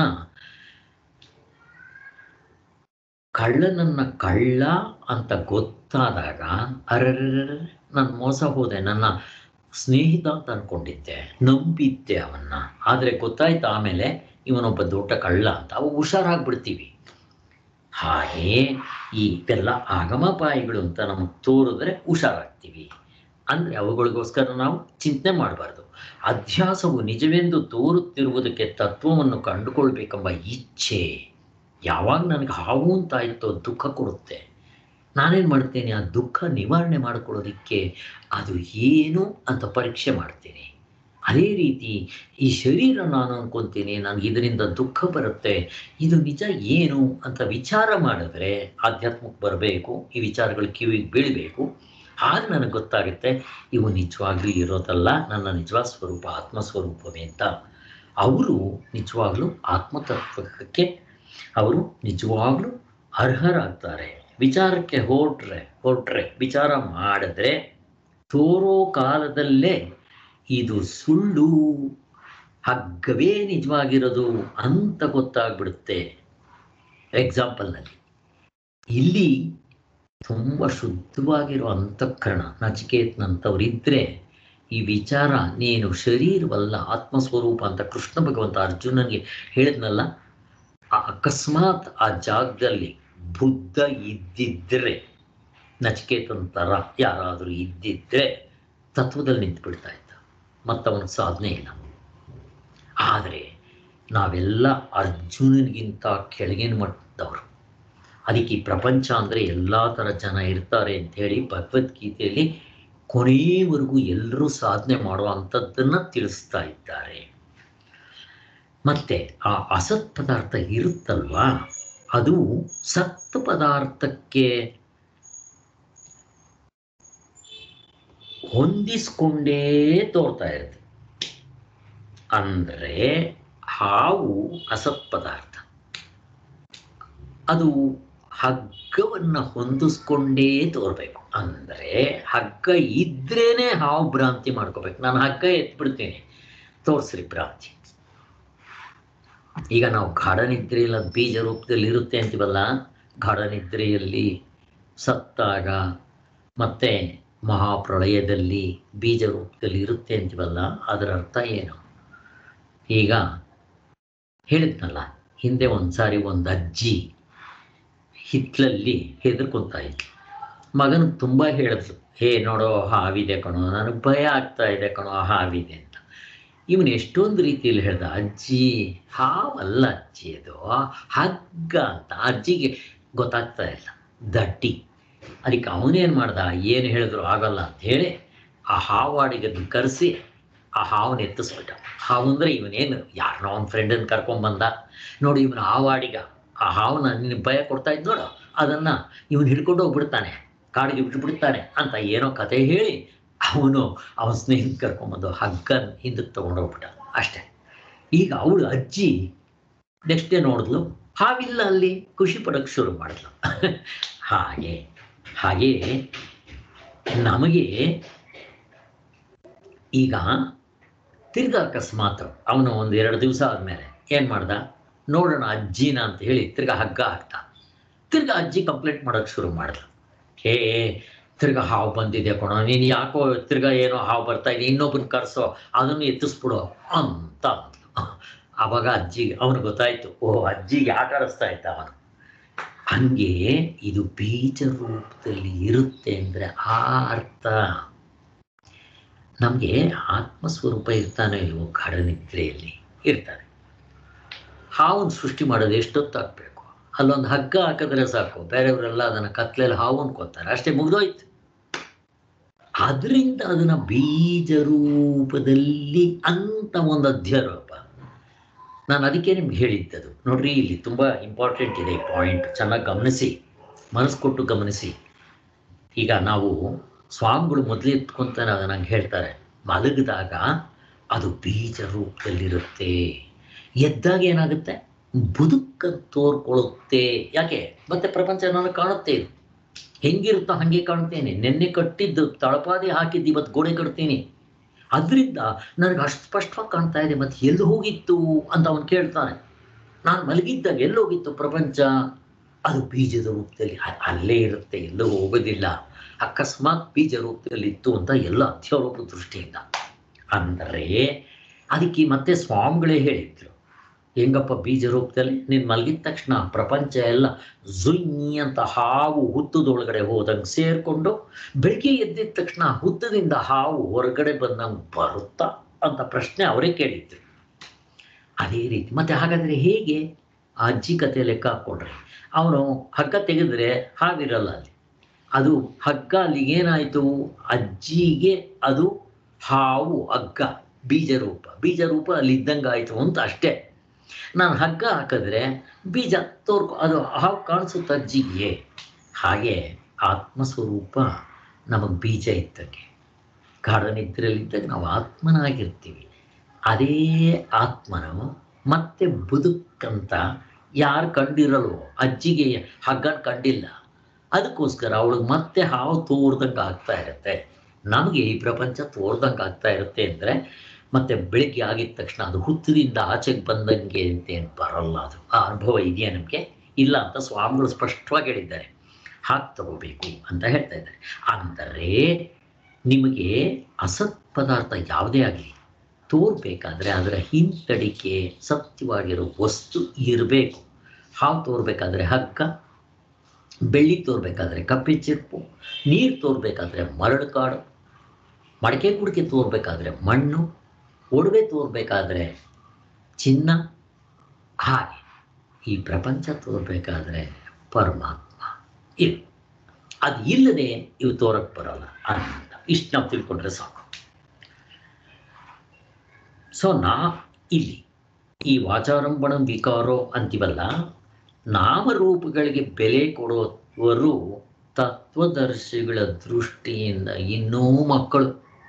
ಯಾರು ಈ ಪ್ರಪಂಚನ ಸತ್ಯ ಅನ್ಕೊಂತಾರೋ ಅದು ಅಂತ ಹೇಳಿ ಸ್ವಾಮಿಗಳು ಒಂದು ಎಕ್ಸಾಂಪಲ್ ಕೊಡ್ತಾರೆ. ನಾನು ನಿಮ್ಮ ಚಿಕ್ಕ ವಯಸ್ಸಿನಲ್ಲಿ ನಂದು ಎಕ್ಸಾಂಪಲ್ ಕೊಟ್ಟಿದ್ದೆ. ಆಚಾರ್ಯ ಅಂಗಡಿಗೆ ಹೋದೆ, ನಂದು ಚೈನ್ ಕೊಟ್ಟರು, ಕರಗಿಸ್ಬಿಟ್ರು, ನಾನು ಬಾಯಿ ಬಡ್ಕೊತಾ ಇದ್ದೇನೆ. ನಮ್ಮಪ್ಪ ನಮ್ಮ ಆಚಾರ್ಯ ನಗ್ತಾ ಇದ್ದಾರೆ, ಅವ್ರಿಗೆ ದುಃಖನೇ ಇಲ್ಲ. ಯಾಕೆ? ಎಲ್ಲೂ ಹೋಗಿಲ್ಲ, ಅದು ಚಿನ್ನದ ರೂಪದಲ್ಲಿ ಇದೆ, ನನಗೆ ಗೊತ್ತಿಲ್ಲ ಅದು. ಹಾಗೆ ಇವರು ಮಕ್ಕಳು ಅಂತ ಹೇಳ್ತಾರೆ. ಇಲ್ಲಿ ಏನಾಗುತ್ತೆ ಅಂದರೆ ಎಲ್ಲವೂ ಸೇರೆ ಈ ಶರೀರ ಹಾಗಾದರೆ ಇಲ್ಲವೇ ಇಲ್ಲ ಸ್ವಾಮಿ, ಇದೆ, ತೋರುತ್ತೆ, ವ್ಯವಹಾರ ಮಾಡಲಿ. ಇದೇ ಶರೀರವನ್ನು ಉಪಯೋಗಿಸ್ಕೊಂಡು ಹೇಗೋ ದಾಟ್ಬಿಡ್ಬೇಕು. ಈಗ ನದಿ ದಾಟ್ತಾ ಇದ್ದೀನಿ, ಆ ದೋಣಿಯಲ್ಲಿ ತೂತಾಗಿದೆ. ಈ ದೋಣಿಯಲ್ಲಿ ತೂತಾಗಿದ್ದರೆ ನಾನು ಹುಣಸೆ ಹಣ್ಣಲ್ಲೋ ಮೇಣದಲ್ಲೋ ಕೈನಲ್ಲಿ ಇಟ್ಕೊಂಡು ಹೇಗೋ ಆ ದಡ ಮುಟ್ಬಿಡ್ಬೇಕು, ಇಲ್ಲದ್ರೆ ಮುಳುಗೋಗ್ಬಿಡ್ತೀನಿ. ಅದೇ ರೀತಿ ಈ ಶರೀರ ಅಸತ್ಯ, ಆದರೆ ಇದೇ ಶರೀರವನ್ನು ನಾನು ಉಪಯೋಗಿಸ್ಕೊಂಡು ಮುಕ್ತಾಗ್ಬಿಡಬೇಕು, ತತ್ವದಲ್ಲಿ ನಿಂತು ಬಿಡಬೇಕು ಅಂತ ಹೇಳ್ತಾ ಇದ್ದಾರೆ.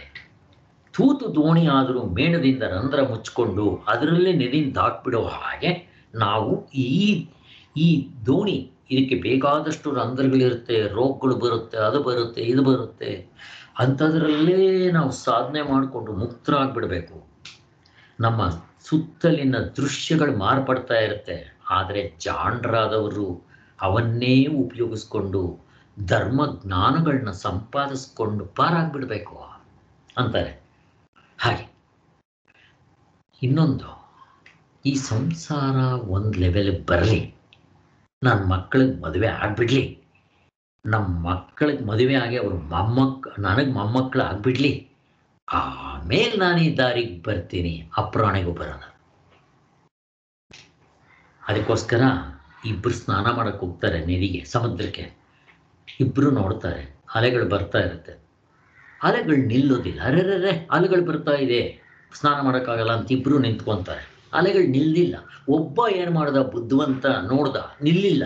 ಅರೆರೆ ಇದು ನಿಲ್ಲೋ ಥರ ಕಾಣೋಲ್ಲಪ್ಪ ಅಂತ ಅವನು ಅಲೆಗಳ ಕಡೆ ಹೋದಾಗ ಟಕ್ ಅಂತ ಇಲ್ಲಿ ಮುಳುಗಿ ಹೆಂಗೋ ಸ್ನಾನ ಮಾಡ್ಕೊಂಡು ಬಂದ್ಬಿಟ್ಟ ಅಲೆಗಳಲ್ಲೇ. ಇನ್ನೊಬ್ಬ ನಿಂತ್ಕೊಂಡ, ಅಲೆಗಳು ನಿಲ್ಲಿಲ್ಲ, ಇವನು ಸ್ನಾನ ಆಗಲಿಲ್ಲ.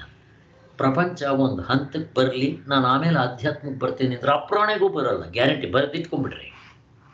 ಒಂದೋಯ್ತು, ಒಂದು ಬಂತು, ಡುಮ್ ಡುಮ್. ಮತ್ತು ಏನು ಮಾಡಬೇಕು? ನಮ್ಮ ಮನಸ್ಸು ಮಾಡಬೇಕು ಏನಂತ. ಅಚ್ಚೆ, ಈ ಪ್ರಪಂಚ ಹಾಳಾಗ್ತಿದೆ, ಕತೆ ಇಷ್ಟ, ಅನಿತ್ಯ, ಅಶಾಶ್ವತ, ದುಃಖಾಲಯ, ಇದರಲ್ಲೇ ನಾವು ನಮ್ಮ ಕೆಲಸ ಮುಗಿಸ್ಕೊಬಿಡ್ಬೇಕು. ಕಸದಲ್ಲಿ ರಸ ಮಾಡ್ಕೋಬೇಕು ಬುದ್ಧಿವಂತರು. ಕಾಡ್ನ ಮಂಗಲ್ ಬನಾಯ, ಜಂಗಲ್ ಮೇ ಮಂಗಲ್ ಬನಾಯ, ಹಂಗೆ ಮಾಡ್ಕೊಂಡ್ಬಿಡ್ಬೇಕು ಬುದ್ಧಿವಂತರ ಲಕ್ಷಣ ಅಂತ ಹೇಳ್ತಾ ಇದ್ದಾರೆ. ಇದನ್ನು ಭೀಷ್ಮಾದಿಗಳಿಗೆ ಯುದ್ಧದಲ್ಲಿ ಬಾಣದಿಂದ ಪೆಟ್ಟು ವ್ಯತೆ ಕೊಡ್ಬೋದು, ಸಾಯಲೂಬಹುದು. ಅದು ಅವರು ಹೊಡೆದ್ರೆ ನನಗೂ ನೋವಾಗ್ಬೋದು, ನಾನೂ ಸಾಯ್ಬೋದು. ಆದರೆ ಈ ಮಾರ್ಪಡುತ್ತಿರುವ, ತೋರುತ್ತಿರುವ ಈ ಹುಸಿ ನೋಟಗಳಿಗೆ ಆಧಾರವಾಗಿರೋ ಸತ್ಯತತ್ವ ಒಂದಿದೆ. ಅದನ್ನು ಪರಮಾತ್ಮ, ನನ್ನ ನಿಜವಾದ ಸ್ವರೂಪ ಅಂತ ಹೇಳ್ತೀವಿ. ಅದನ್ನು ಕಂಡ್ಬಿಟ್ಟು ನೋಡಬೇಕು. ಅದಕ್ಕೆ ನಿಜವಾದ ಬೆಲೆ ಇರುತ್ತೆ. ಮಕ್ಕಳು ಗೊತ್ತಾಗೋದಿಲ್ಲ. ಮಕ್ಕಳು ಅಂದ್ರೆ ಯಾರು? ಚಿಕ್ಕ ಮಕ್ಕಳು ಅಂತಲ್ಲ, ಈ ಪ್ರಪಂಚಕ್ಕೆ ಯಾರು ಇಂಪಾರ್ಟೆನ್ಸ್ ಕೊಡ್ತಾರೋ ಅವರು ಮಕ್ಕಳಿಗಿಂತ ಚಿಕ್ಕವರು ಅಂತ ಹೇಳಿದ್ರಲ್ಲ ಆವಾಗಲೇ. ನಿಜವಾದ ಈ ತತ್ವಕ್ಕೆ ಹೋಲಿಸಿದ್ರೆ ಇಡೀ ಬ್ರಹ್ಮಾಂಡವು ಕೂಡ ಸೊನ್ನೆಯೇ ಅಲ್ವಾ? ಈಗ ಹಗ್ಗಕ್ಕೆ ಹೋಲಿಸಿದ್ರೆ ಹಾಗೆ ಏನಪ್ಪ ಬೆಲೆ? ಚಿನ್ನಕ್ಕೆ ಹೋಲಿಸಿದ್ರೆ ಒಡವೆಗೆ ಏನು ಬೆಲೆ? ಏನೂ ಇಲ್ಲ. ಅದೇ ರೀತಿ ನಿಜವಾದ ಆತ್ಮಸ್ವರೂಪಕ್ಕೆ ಹೋಲಿಸಿದ್ರೆ ಈ ಪ್ರಪಂಚಕ್ಕೆ ಏನು? ಸೊನ್ನೆ. ಹಾಗಾದರೆ ಪ್ರಪಂಚ ಅಂದರೆ ಸೊನ್ನೆನಾ ಸ್ವಾಮಿ? ಅಲ್ಲ, ಸೊನ್ನೆಗಳು ನಿಜ, ಸೊನ್ನೆನೇ. ಹಾಗಾದರೆ ಆ ಪ್ರಪಂಚಕ್ಕೆ ಬೆಲೆ ಬರೋದು ಹೇಗೆ? ನನಗೆ ಅದೇ ಪ್ರಪಂಚ ಆನಂದ ಕೊಡಬೇಕಾದ್ರೆ ಹೇಗೆ ಮಾಡ್ಕೋಬೇಕು? ಕಸದಲ್ಲಿ ರಸ ಮಾಡ್ಕೋಬೇಕಾದ್ರೆ ಹೇಗೆ ಮಾಡಬೇಕು? ಸೊನ್ನೆಗಳು. ಒಂದಿರಲಿ ಬೆಲೆ ಇಲ್ಲ, ಎರಡು ಇರಲಿ ಬೆಲೆ ಇಲ್ಲ, ಮೂರಿರಲಿ, ನಾಲ್ಕಿರಲಿ, ಹತ್ತಿರಲಿ ಬೆಲೆ ಇಲ್ಲ. ಬೆಲೆ ಇದೆಯಾ? ಮತ್ತು ಅದಕ್ಕೆ ಬೆಲೆ ಬರಬೇಕಾದ್ರೆ ಏನು ಮಾಡಬೇಕು? ಅದ್ರ ಹಿಂದೆಗಡೆ ಒಂದು ಹಾಕಿ ನೋಡ್ರಿ ಎಷ್ಟು ಬೆಲೆ ಬರುತ್ತೆ. ಹಾಗೆ ಈ ಪ್ರಪಂಚದಲ್ಲಿ ಪರಮಾತ್ಮನ ಸೇರಿಸ್ಕೋಬೇಕು. ರಾಮಕೃಷ್ಣ ಪರಮಹಂಸರು ಹೇಳ್ತಾರಲ್ಲ, ನೀವು ಗಿರ್ ಅಂತ ತಿರುಗ್ತೀರ, ರಪ್ ಅಂತ ಬೀಳ್ತಾ ಇರ್ತೀರ, ಕಂಬ ಇಟ್ಕೊಂಡು ತಿರುಗ್ರಿ, ಬೀಳೋದಿಲ್ಲ. ಹಾಗೆ ನಾವೇ ಸಂಸಾರ ಮಾಡ್ತೀವಿ ಅಂದರೆ ತಿರುಗ್ತೇವೆ, ಬೀಳ್ತಾ ಇರ್ತೀವಿ, ಏಟ್ ಬೀಳ್ತಾ ಇರುತ್ತೆ, ದುಃಖ ಆಗ್ತಾ ಇರುತ್ತೆ. ಯಾಕೆ? ದುಃಖ ಅಲಿಯ ಕಸ. ಆದರೆ ಕಂಬನ ಹಿಡ್ಕೊಂಡು ತಿರುಗೋ ಹಾಗೆ ಪ್ರಪಂಚದಲ್ಲಿ ಪರಮಾತ್ಮನ ಹಿಡ್ಕೊಂಡು ಪ್ರಪಂಚ ಮಾಡ್ರಿ, ನೋಡ್ರಿ ಹೆಂಗಿರುತ್ತೆ. ಅದೇ ಕಸದಲ್ಲಿ ರಸ ಮಾಡೋದದು ನಾವು ಮಾಡಬೇಕಾಗಿರೋದಷ್ಟೇ. ಇಲ್ಲಿ ಒಂದು ಟ್ರಿಕ್ ಉಪಯೋಗಿಸ್ಬೇಕು. ಅದೇ ಟ್ರಿಕ್, ಈ ಟ್ರಿಕ್ನ ಉಪಯೋಗಿಸ್ಬೇಕು. ಇದನ್ನು ಭಕ್ತಿ ಅಂತಾರೆ. ಏನು ಬೇಕಾದರೂ ಕರೀರಿ, ನೀವು ಪರಮಾತ್ಮನ ಸೇರಿಸ್ಕೋಬೇಕು. ಹೇಗೆ ಸೇರಿಸ್ಕೊಳ್ಳೋದು? ಏನಿಲ್ಲ, ಬೆಳಗ್ಗೆಯಿಂದ ರಾತ್ರಿವರೆಗೂ ಆ ಬಾಯಿನಲ್ಲಿ ರಾಮ ರಾಮ ಅಂತ ಇರಿ, ಪರಮಾತ್ಮನ ಸೇರಿಸ್ದಂಗೆ ಆಗಲಿಲ್ವೇನೋ? ನೀವೇನೇ ಕೆಲಸ ಮಾಡಿ, ಇದು ಈಶ್ವರಾರ್ಪಣ ಬುದ್ಧಿಯಿಂದ ಮಾಡಿ, ಭಗವಂತನ ಸೇರಿಸ್ಕೊಂಡು ಮಾಡಿ, ಭಗವಂತ ಮೆಚ್ಚೋ ಹಾಗೆ ಮಾಡಿ, ಶಿವ ಮೆಚ್ಚೋ ಹಾಗೆ ಮಾಡ್ಬೇಕು ನಾವು ಅಂತ. ಅಷ್ಟೇ, ಮುಗಿದು ಹೋಯ್ತು. ಭಗವಂತನ ಸೇರಿಸ್ಕೊಂಡಂಗೆ ಆಗೋಯ್ತು. ಇಷ್ಟೇ ನೋಡ್ರಿ. ಅವಾಗ ನಿಮ್ಗೆ ಟೆನ್ಷನ್ ಇದ್ದರೆ ಹೇಳ್ರಿ ಅಂತಾರೆ ಸೊನ್ನೆ ಅವರು. ಅದರಿಂದ ಪರಮಾತ್ಮನಿಗೆ ಸಂಬಂಧಿಸಿದ ನಾಮರೂಪಗಳಿಗೆ ಹೆಚ್ಚಿನ ಬೆಲೆ ಇರುತ್ತೆ, ಇಲ್ದಿದ್ರಿಲ್ಲ. ಇದುವರೆಗೂ ನಾವು ಮಾಡಿದ ವಿಚಾರದಿಂದ ಪ್ರಶ್ನೆ ಬರುತ್ತೆ, ಹೊರಗಿನ ಪ್ರಪಂಚಕ್ಕಾಗಲಿ, ಹೊರಗಿನ ಪ್ರಪಂಚ ಅಂದರೆ ಈ ಶರೀರಕ್ಕಿಂತ ಹೊರಗಡೆ ಇರೋ ಪ್ರಪಂಚ ಆಧ್ಯಾತ್ಮಿಕ, ಆದಿಭೌತಿಕ, ಅಥವಾ ಒಳಗಡೆ ಇರೋ ಪ್ರಪಂಚ ಆಧ್ಯಾತ್ಮಿಕ, ಇದು ಕೂಡ ಪ್ರಪಂಚವೇ, ಇದು ಕೂಡ ವಿಷಯವೇ. ನಾವು ವಿಚಾರ ಮಾಡಿದ್ದೀವಿ. ಹಾಗಾದರೆ ಇವೆಲ್ಲ ಸೊನ್ನೆನ ಸ್ವಾಮಿ? ಕಾಣಿಸ್ತಾ ಇಲ್ವ ಸ್ವಾಮಿ ನಿಮಗೆ ಅಂತ ಪ್ರಶ್ನೆ ಬರುತ್ತೆ. ಹೊರಗಿನ ಪ್ರಪಂಚಕ್ಕಾಗಲಿ, ನಮ್ಮೊಳಗಿನ ಪ್ರಪಂಚಕ್ಕಾಗಲಿ ಸೊನ್ನೆ ಸುತ್ತಿದಂತ ಆಯಿತು ಅಂತ ಭಾವಿಸ್ಬಾರ್ದಪ್ಪ. ಇದಕ್ಕೆ ಸತ್ತಾಗಿರುವ, ಎಂದೆಂದಿಗೂ ಮತ್ತೊಂದನ್ನು ಬಯಸದೆ ಯಾವಾಗಲೂ ನಿಜವಾಗಿ ಇರುವ ಪರಮಾತ್ಮನನ್ನು ಸಂಬಂಧಿಸಿಕೊಳ್ಳಬೇಕು. ಹೊಸದಾಗಿ ನೀವೇನು ಸಂಬಂಧಿಸ್ಕೋಬೇಕಾಗಿಲ್ಲ. ಹಾಗೆ ಹೊಸದಾಗಿ ಹಗ್ಗ ಸಂಬಂಧಿಸ್ಬೇಕಾಗಿಲ್ಲ. ಈ ಶರೀರಾದಿಗಳಿಗೆ, ಈ ಅನಾತ್ಮ ನಿಮಗೆ ತೋರ್ತಾ ಇರೋದೇ ಆ ಪರಮಾತ್ಮನಿಂದ.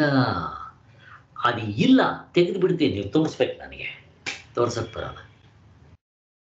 ಹಗ್ಗ ತೆಗೆದು ಬಿಡ್ತೇನೆ, ಹಾವು ತೋರಿಸ್ಬೇಕ್ರಿ. ಮಣ್ಣು ತೆಗೆದು ಬಿಡ್ತೀನಿ, ಮಡಕೆ ತೋರ್ಸಕ್ಕೆ ಬರಲ್ಲ.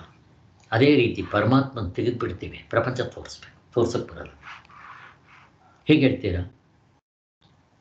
ಈಗ ಕನಸು ತೋರಿಸಿ ಅಂತ ನಾನು ಕೇಳ್ತೀನಿ, ತೋರಿಸ್ರಪ್ಪ ಕನಸು. ನೆನ್ನೆ ಕೂಡ ಈ ವಿಚಾರ ಆಯಿತು, ನಿದ್ದೆ ತೋರಿಸ್ರಪ್ಪ ನೋಡೋಣ. ತೋರ್ಸಕ್ಕೆ ಬರಲ್ಲ. ಯಾಕೆ? ಪರಮಾತ್ಮನ ಬಿಟ್ಟಿರೋದ್ರಿಂದ. ಪರಮಾತ್ಮನ ಬಿಟ್ಟರೆ ಅದಕ್ಕೆ ಅಸ್ತಿತ್ವ ಇಲ್ಲ, ಅಷ್ಟೇ. ಆ ರಾಮ, ಇವರು ನಲ್ಲವರು ನೀರು ದೊಡ್ಡ ದೊಡ್ಡ ಬಂಡೆಗಳು ಹಾಕ್ಬಿಡ್ತಾ ಇದ್ರು ನೀರಿನಲ್ಲಿ, ರಾಮ ಅಂತ ಅದ್ರ ಮೇಲೆ ಬರೆದು ಅವು ತೇಲ್ತಾ ಇತ್ತು. ರಾಮ ಏನು ಮಾಡ್ದ? ಒಂದು ಸಣ್ಣ ಕಲ್ಲು ತೆಗೆದು ಆ ಸಮುದ್ರದಲ್ಲಿ ಹಾಕ್ದ, ಅದು ಬುಡುಕ್ಕತ್ ಮುಳುಗೋಗ್ತಾ ಇತ್ತು. ಇನ್ನೊಂದು ಕಲ್ಲು ತಗೊಂಡ, ಹಾಕ್ದ, ಮುಳುಗೋಗ್ತಾ ಇತ್ತು. ರಾಮನಿಗೆ ಆಶ್ಚರ್ಯ ಅಲ್ಲ, ಇವರು ದೊಡ್ಡ ದೊಡ್ಡ ಬಂಡೆ ಹಾಕ್ತಾ ಇದ್ದಾರೆ, ತೇಲ್ತಾ ಇದೆ, ನಾನು ಸಣ್ಣ ಕಲ್ಲು ಹಾಕ್ತೇನೆ ಮುಳುಗೋಗುತ್ತಲ್ಲ ಅಂತ. ಹಿಂದೆಗಡೆ ಆಂಜನೇಯ ನಿಂತ್ಕೊಂಡು ನೋಡ್ತಾ ಇದ್ದ, ಮೂಗ್ ಮೇಲೆ ಕೈ ಇಟ್ಕೊಂಡು. ಆವಾಗ ರಾಮನಿಗೆ ಹೇಳ್ತಾನೆ, ರಾಮ, ನಿನ್ನ ಹಸ್ತವನ್ನು ಬಿಟ್ಟರೆ ಅಸ್ತಿತ್ವ ಎಲ್ಲಿದೆ? ನಿನ್ನ ಕೈ ಬಿಟ್ಟಿದ ತಕ್ಷಣ ಅದು ಎಲ್ಲಿರುತ್ತೆ? ನಿನ್ನ ಕೈ ಇದ್ದರೆ ಅದಕ್ಕೆ ಸಪೋರ್ಟು. ಆತ್ಮನಿಂದಲೇ ಈ ಪ್ರಪಂಚಕ್ಕೆ ಸಪೋರ್ಟು. ನೀನು ಹಸ್ತ ಬಿಡ್ತು ಅದಕ್ಕಿರಕ್ಕಾಗತ್ತಿಲ್ಲ. ಅದೇ ರೀತಿ ಆತ್ಮನ್ ಬಿಟ್ಟಿರೋದ್ರಿಂದ ಕನಸಿಲ್ಲ, ನಿದ್ದೆ ಇಲ್ಲ. ನೀವು ನಿದ್ದೆಯಲ್ಲಿದ್ದಾಗ ಎಚ್ಚರ ಇಲ್ಲ, ಕನಸಿಲ್ಲ. ಕನಸಿನಲ್ಲಿದ್ದಾಗ ಎಚ್ಚರ ಇಲ್ಲ, ನಿದ್ದೆ ಇಲ್ಲ. ನಮ್ಮ ಅನುಭವ ಇದನ್ನು ಆತ್ಮನಿಗೆ ಹೊಂದಿಸ್ಕೋಬೇಕು ಅನ್ನೋದಕ್ಕೆ.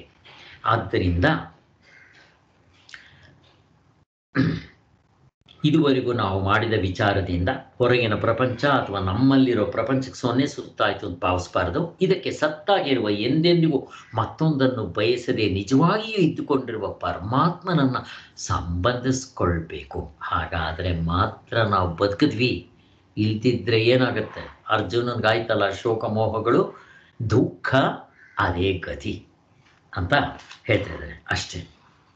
ತತ್ವದರ್ಶಿಗಳಿಗೆ ಯಾರು ಮೋಕ್ಷ ಬೇಕು, ದೇವರು ಬೇಕು, ನಾನು ದುಃಖ, ಈ ಮೋಕ್ಷ ದೇವರು ಬಿಟ್ಬಿಡ್ರಿ, ಹುಟ್ಟು ಸಾವಿಂದ ತಪ್ಪಿಸ್ಕೊಳ್ಳೋದು ಬಿಟ್ಬಿಡ್ರಿ, ನನಗೆ ಆನಂದವಾಗಿರಬೇಕು, ಏನೋ ಸಲ್ಯೂಷನ್ ಇದೆಯಾ, ಅದನ್ನೇ ನಾವು ಮೋಕ್ಷ ಅಂತ ಕರಿತೀವಿ.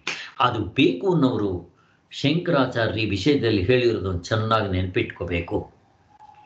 ಇದು ನೀರು ಎಂದು ಬಿಸಿಲು ಕುದುರೆನ ನೋಡಿ ಭ್ರಾಂತಿ ಆಗ್ತೀವಲ್ವ ನಾವು. ಮರಳುಕಾಡು ನೋಡಿಬಿಟ್ಟು ನೀರು ಅಂತೀವಿ.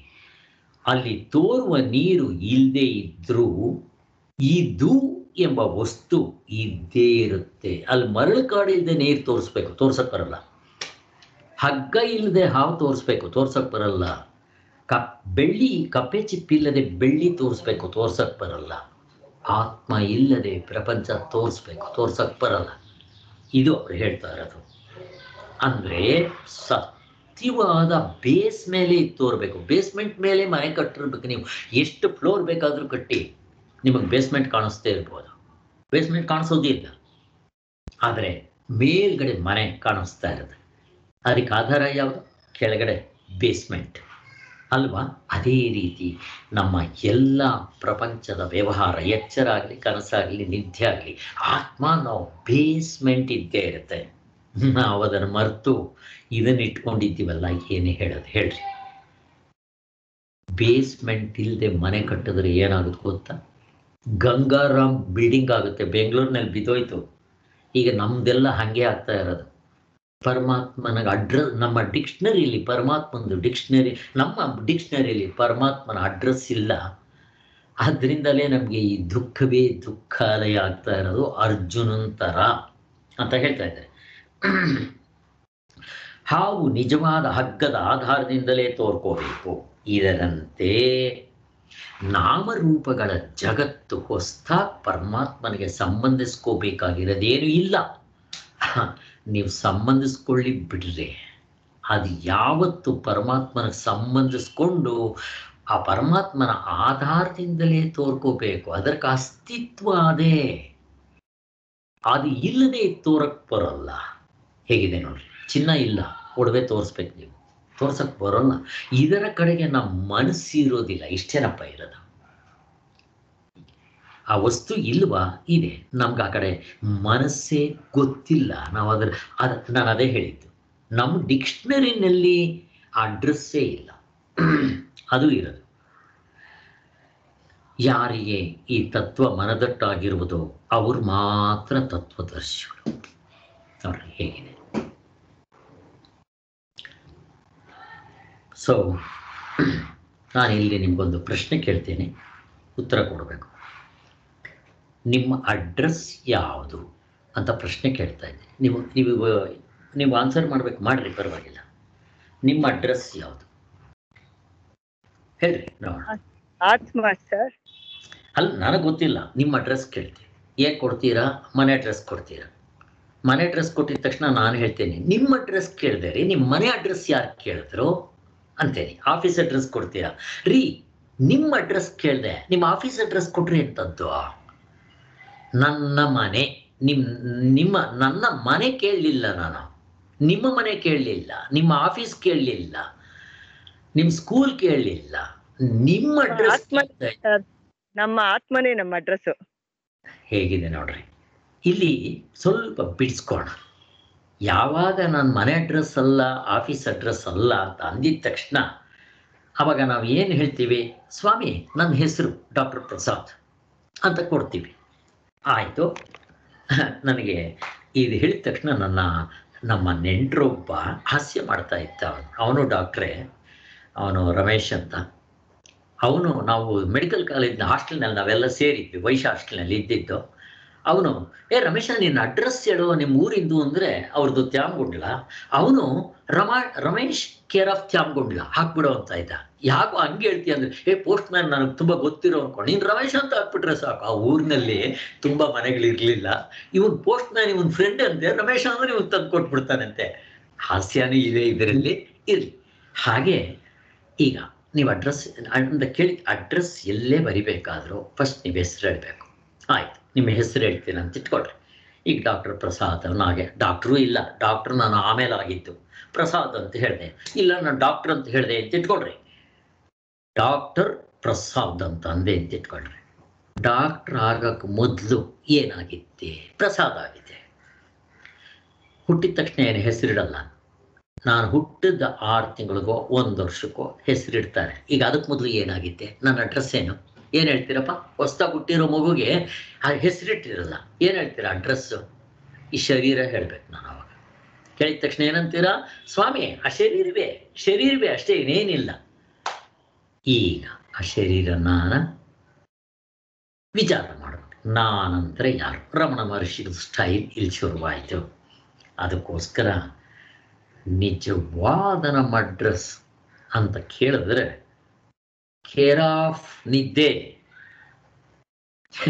ಯಾರ್ದಾದ್ರೂ ಆಗಲಿ, ಕೇರ್ ಆಫ್ ನಿದ್ದೆ ಮುಗಿದೋಯ್ತು, ಡೀಪ್ ಸ್ಲೀಪ್ ಅಲ್ವಾ? ಯಾಕೆ? ಎಲ್ಲರೂ ಅದರ ಅಡ್ರೆಸ್ ಅದೇ. ಅಥವಾ ಕೇರ್ ಆಫ್ ಆತ್ಮ ಅನ್ಬೇಕು ನನ್ನ ನಿಜವಾದ ಅಡ್ರೆಸ್. ನಾವು ಹಂಗೆ ಹೇಳ್ತೀವ? ಯಾರು ಕೇಳಿದ್ರು ಫಸ್ಟ್ ಹೆಸರು ಹೇಳ್ತೀವಿ, ಮನೆ ನಂಬರ್ ಹೇಳ್ತೀವಿ, ಮನೆ ಅಡ್ರೆಸ್ ಕೊಡ್ತೀವಿ. ನೋಡ್ರಿ ಎಷ್ಟು ಚೆನ್ನಾಗಿದೆ. ಆದ್ದರಿಂದ ಆತ್ಮನೇ ನಿಜವಾಗ್ಲೂ ನಮ್ಮ ಅಡ್ರೆಸ್ಸು. ಆದರೆ ಅದರ ಅಡ್ರೆಸ್ ಯಾರು ಗೊತ್ತಿದೆ? ಈಗ ನಾವು ಸ್ವಲ್ಪ ವಿಚಾರ ಮಾಡಿರೋದ್ರಿಂದ ಅಟ್ಲೀಸ್ಟ್ ಆತ್ಮನ ಅಂತ ಒಂದು ಪ್ರಶ್ನೆ ಆದರೂ ಬರುತ್ತೆ. ಆದ್ದರಿಂದ ಎಷ್ಟು ಚೆನ್ನಾಗಿದೆ ನೋಡ್ರಿ. ಅದಕ್ಕೋಸ್ಕರನೇ ಈ ಪ್ರಪಂಚಕ್ಕೆ, ಈ ದೇಹಕ್ಕಾಗಲಿ, ಈ ಹೆಸರಿಗಾಗಲಿ, ಈ ಪ್ರೊಫೆಷನ್ಗಾಗಲಿ ಎಲ್ಲದಕ್ಕೂ ಬೆಲೆ ಕೊಡೋದು, ಬೆಲೆ ಬರೋದು ಅಥವಾ ಇದಕ್ಕೆ ಅಸ್ತಿತ್ವ ಬರೋದು ಅದರ ಹಿಂತಡಿಕೆ ಇರೋ ಆತ್ಮಸ್ವರೂಪದಿಂದ. ಇಲ್ಲ ನೀವು ಗಂಡ್ಸ್ ಅನ್ಬೋದು, ಹೆಂಗ್ಸ್ ಅನ್ಬೋದು, ಏನು ಬೇಕಾದ್ರೆ ಕೊನೆಗೆ ಶರೀರ ಅನ್ಬೋದು. ಆ ಶರೀರ ಅಂದರೆ ಯಾವುದು?